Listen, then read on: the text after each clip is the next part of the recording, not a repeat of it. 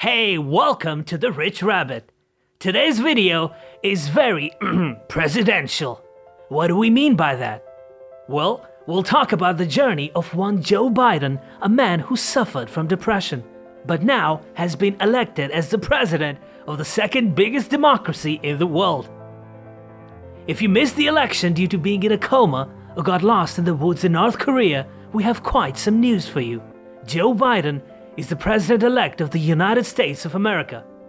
He also served as Barack Obama's vice president from 2008 to 2016. So without further ado, let's take a deep dive and find out who he really is. Before turning to politics, Joe Biden briefly worked as an attorney. He became the fifth youngest U.S. senator in history, as well as Delaware's longest-serving senator. His 2008 presidential campaign never gained momentum, but Democratic nominee Barack Obama selected him as his running mate, and Biden went on to serve 2 terms as the 47th Vice President of the U.S. In 2017, at the close of his administration, Obama presented Biden with the Presidential Medal of Freedom. 2 years later, Biden launched his campaign for U.S. President and was elected as the 46th President of the country. Now let's take a look at his early life. Long before reaching one of the highest political offices in the nation, Biden, born on 20th of November in 1942, grew up in the blue-collar city of Scranton in northeast Pennsylvania. His father, Joseph Biden Sr., worked cleaning furnaces and as a used car salesman. His mother was Catherine Eugenia Finnegan. Biden attended St. Paul's Elementary School in Scranton. In 1955, when he was only 13 years old, the family moved to Mayfield, Delaware, a rapidly growing middle-class community sustained primarily by the nearby DuPont Chemical Company. As a child, Biden struggled with a stutter, and kids called him Dash and Joe Impedimenta to mock him. He eventually overcame his speech impediment by memorizing long passages of poetry and reciting them out loud in front of the mirror. Biden attended the St. Helena School until he gained acceptance into the prestigious Archmere Academy, although he had to work by washing the school windows and weeding the gardens to help his family afford tuition. Biden attended the nearby University of Delaware, where he studied history and political science and played football. We're not talking about soccer here. He would later admit that he spent his first 2 years of college far more interested in football, girls, and parties than academics. Yeah, we've been there, Joe. But he also developed a sharp interest in politics during these years, spurred in part by the inspiring inauguration of John F. Kennedy in 1961. Biden was at best a mediocre law student. During his first year at Syracuse, he flunked a class for failing to properly cite a reference to a law review article. Although he claimed it was an accidental oversight, the incident would haunt him later in his career. After graduating from law school in 1968, Biden moved to Wilmington, Delaware to begin practicing at a law firm. He also became an active member of the Democratic Party, and in 1970, he was elected to the Newcastle County Council. While serving as a councilman in 1971, Biden started his own law firm. In addition to his increasingly busy professional life, Biden had 3 children: Joseph Biden III, Hunter Biden, and Naomi Biden. In 1972, the Delaware Democratic Party encouraged a 29-year-old Biden to run against the popular Republican incumbent J. Caleb Boggs for the U.S. Senate. Although few thought he stood any chance, Biden ran a tireless campaign organized mostly by family members. His sister Valerie Biden Owens served as his campaign manager, and both of his parents campaigned daily. That November, in a tight race with a large turnout, Biden won an upset victory to become the 5th youngest U.S. senator elected in the nation's history. Just as all of Biden's wildest dreams seemed to be coming true, he was struck by a devastating tragedy. A week before Christmas in 1972, Biden's wife and 3 children were involved in a terrible car accident while out shopping for a Christmas tree. The accident killed his wife and daughter and severely injured both of his sons, Beau and Hunter. Biden was inconsolable and even considered suicide. Nevertheless, at the encouragement of his family, Biden decided to honor his commitment to representing the people of Delaware in the Senate. Interestingly, he skipped the swearing-in ceremony for new senators in Washington and instead took the oath of office from his son's hospital room. In order to spend as much time as possible with his sons, Biden decided to continue to live in Wilmington, commuting to and from Washington each day by Amtrak train. He maintained the practice throughout his entire long tenure in the Senate. From 1973 to 2009, Biden served a distinguished Senate career, and during this time, Biden won respect as one of the body's leading foreign policy experts, serving as chairman of the Committee on Foreign Relations for several years. His main foreign policy positions included advocating for strategic arms limitation with the Soviet Union, promoting peace and stability in the Balkans, expanding NATO to include former Soviet bloc nations, and opposing the First Gulf War. In later years, he called for American action to end the genocide in Darfur, Sudan. He also spoke out against President George W. Bush's handling of the Iraq War, particularly opposing the troop surge of 2007. In addition to foreign policy, Biden was an outspoken proponent of tougher crime laws.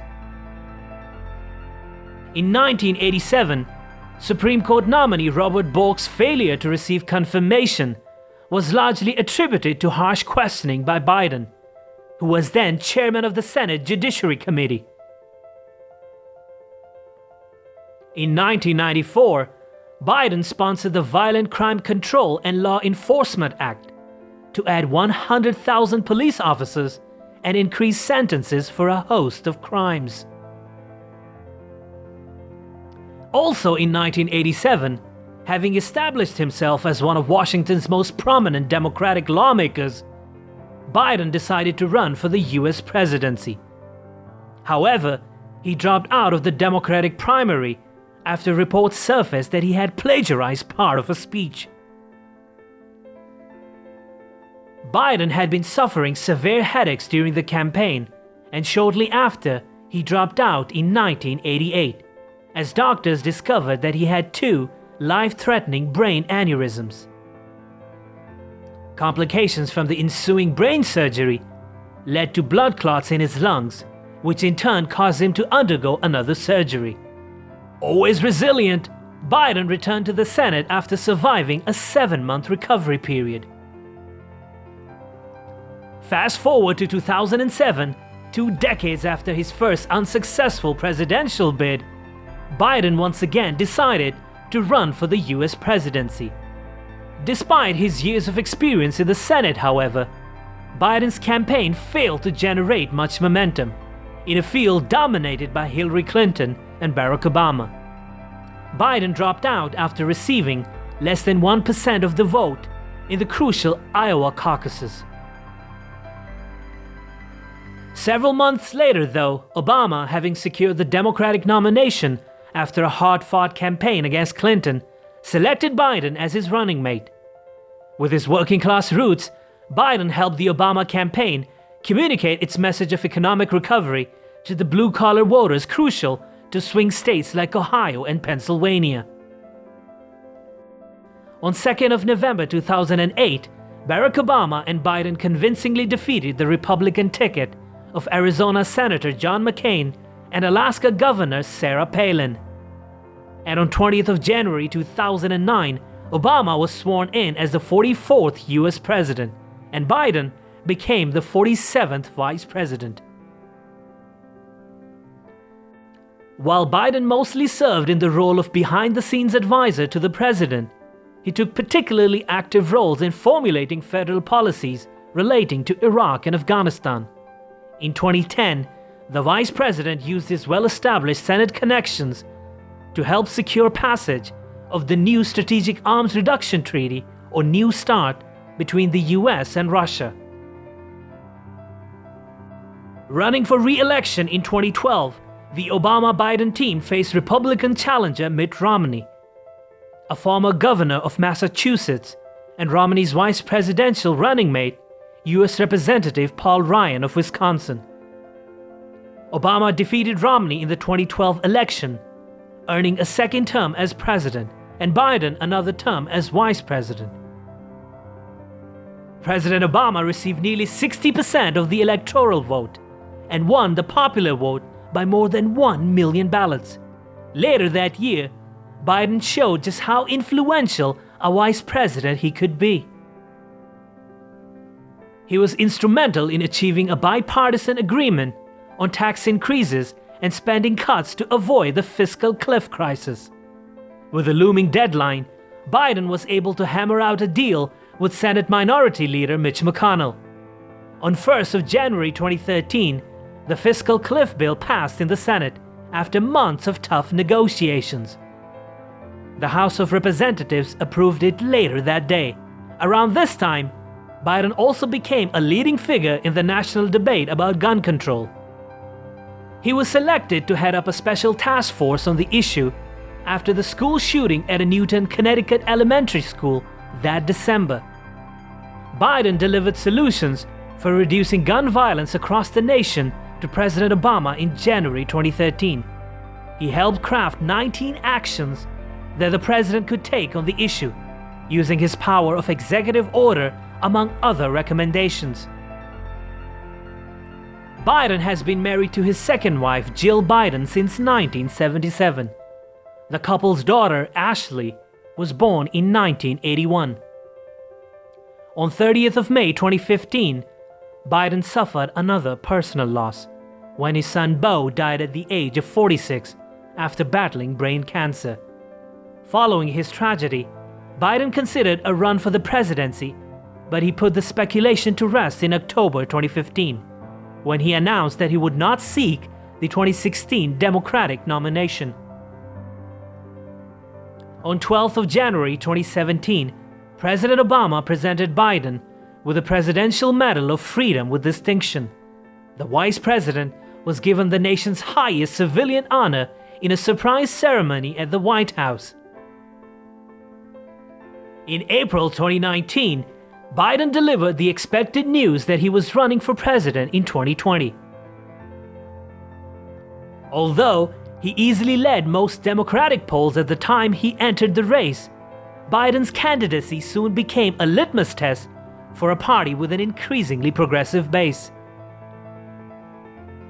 Underscoring the challenges of presenting himself as a moderate, Biden drew criticism for affirming his support of the Hyde Amendment, a 42-year-old measure that banned federal funding for abortions, before reversing his position shortly afterwards.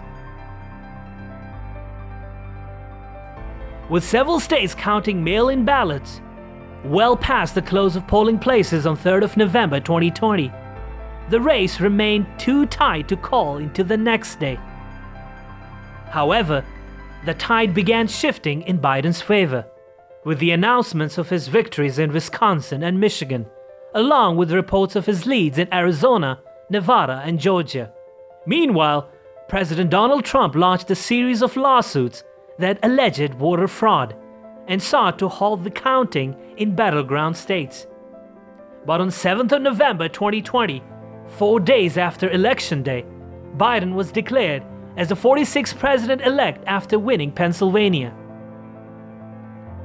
Along with earning a record 74 million plus votes, was said to become the oldest president in the nation's history.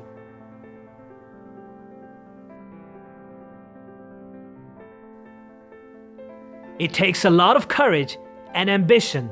It takes pride. It takes strength.